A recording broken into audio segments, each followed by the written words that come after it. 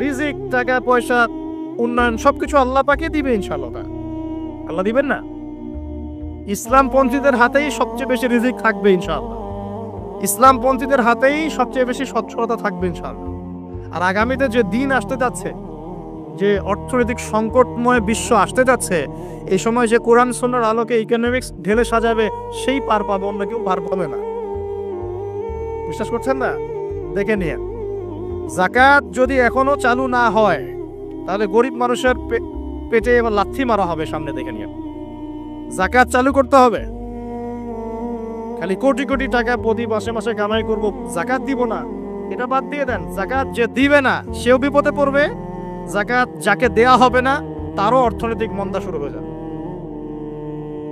যাকাত আল্লাহ পাক দিয়েছেন কোরআনের। কোরআনের অর্থনীতি মানে যাকাত, কোরআনের অর্থনীতি মানে ব্যবসা, কোরআনের অর্থনীতি মানে সাদাকা, কোরআনের অর্থনীতি মানে কৃষিভিত্তিক অর্থনীতি।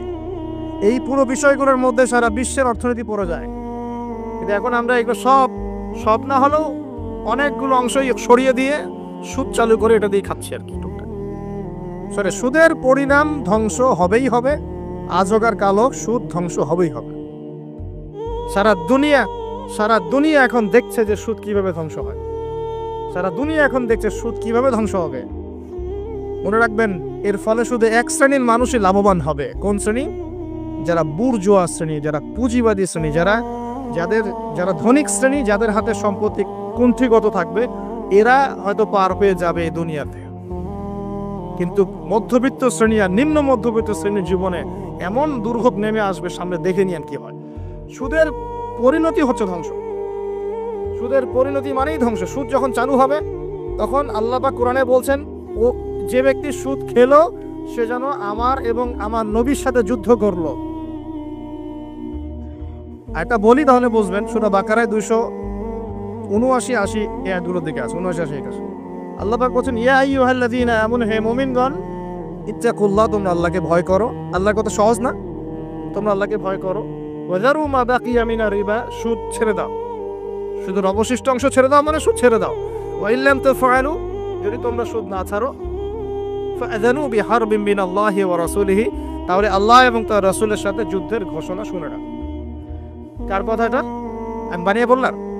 আপনার কিতাব। এই কিতাব আপনার বাসায় নাই? আপনি কি এই কিতাবের জন্য জীবন দিতে চান না? যখন এই কিতাবকে কেউ অবমাননা করে, আপনার তো গা জ্বলে, হৃদয় রক্তক্ষরণ হয়। কয়েকদিন আগে যে ওই যে সুইডেন না ডেনমার্ক, হ্যাঁ, আমি নামও ভুলে গেছি, ভুলে যাওয়াই ভালো। এগুলো মনে রাখাই খারাপ, কারণ এদেরকে মনে রেখে কি হবে? শুধু প্রথম কথা হচ্ছে যে ওই সভ্যতার মধ্যেই যারা বাক স্বাধীনতার কথা বলে, ব্যক্তি স্বাধীনতার কথা বলে, আর তাদের বাক স্বাধীনতা মানে হচ্ছে ছেলে ছেলে বিয়ে করতে পারবে, এটা ব্যক্তি স্বাধীনতা। আর বাক স্বাধীনতা মানে ইসলামের বিরুদ্ধে যা ইচ্ছা তাই বলতে পারবে, ইসলামের বিরুদ্ধে যা ইচ্ছা তাই বলতে পারবে, এটা হচ্ছে বাক স্বাধীনতা। আর আল্লাহ পাকের বিধানের বাইরে যা ইচ্ছা তাই করতে পারবে, মদ খাবে, সুদ খাবে, ঘুষ খাবে, জেনা করবে, পর্নোগ্রাফিতে থাকবে, যা ইচ্ছা করবে, এর নাম হলো ব্যক্তি স্বাধীনতা। এটা ওরা বিশ্বাস করে। তো সেখানে কোরআনকে অবমাননা করেছে, কোরআন পুড়িয়ে দিয়েছে, আপনারা দেখেছেন তো। তখন আপনার খারাপ লাগে নাই? একটু খারাপ লাগে নাই ভাই? কষ্ট হয় নাই? যদি সে আপনার ছেলে হতো, আপনি কি করতেন বলেন? আপনার ছেলে যদি কোরআন পুড়িয়ে দিত, কি করতেন?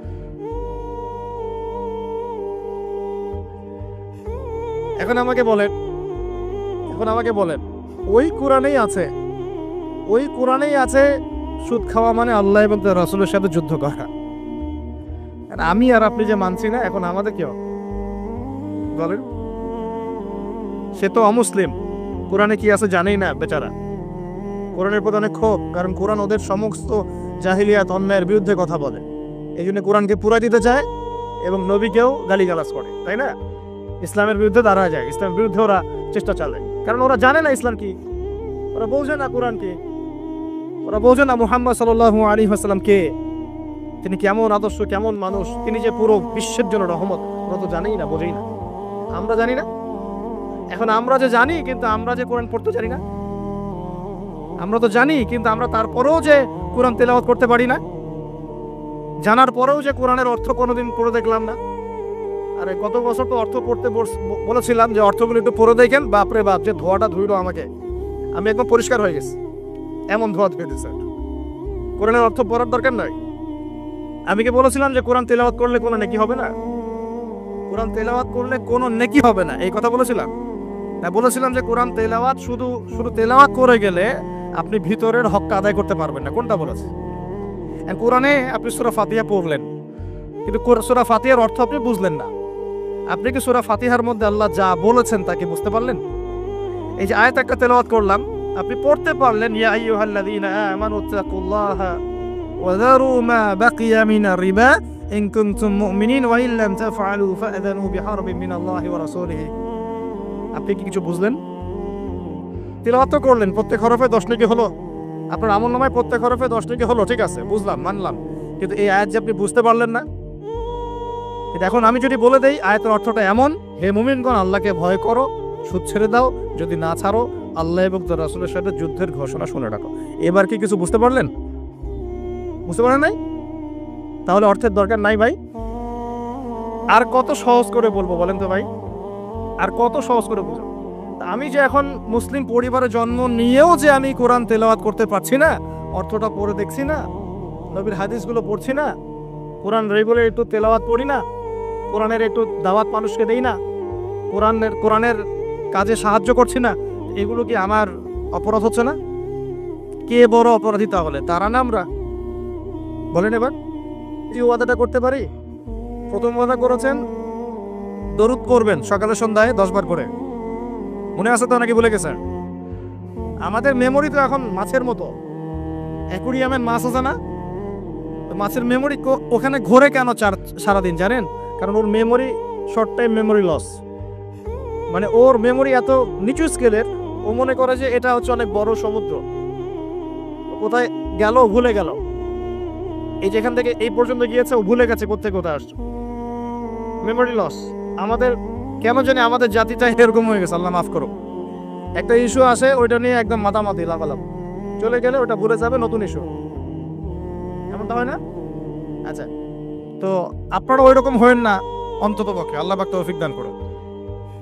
তো প্রথমে ওয়াদা করেছেন কি 10 বার করে, মনে আছে তো?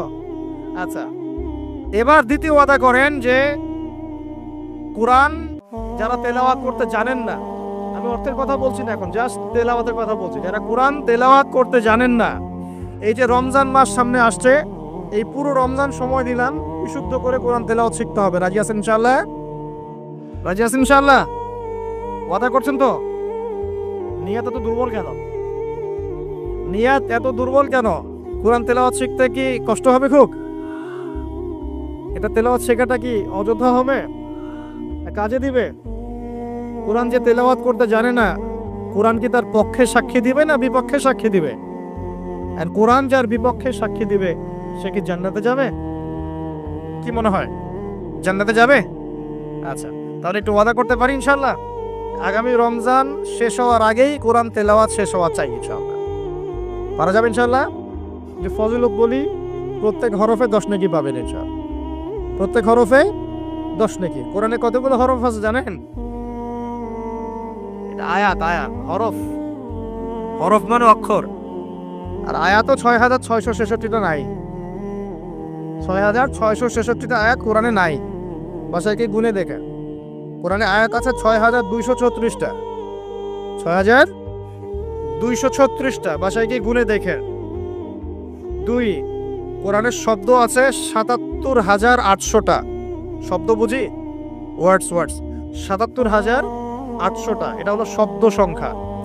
আর অক্ষর প্রায় 5 থেকে 6 লক্ষ অক্ষর আছে, 5 থেকে 6 লক্ষ অক্ষর আছে। প্রত্যেক হরফে 10টা করে যদি নেকি হয়, একবার বিশুদ্ধ করে কোরআন খতম দিলে কত নেকি হবে বলেন?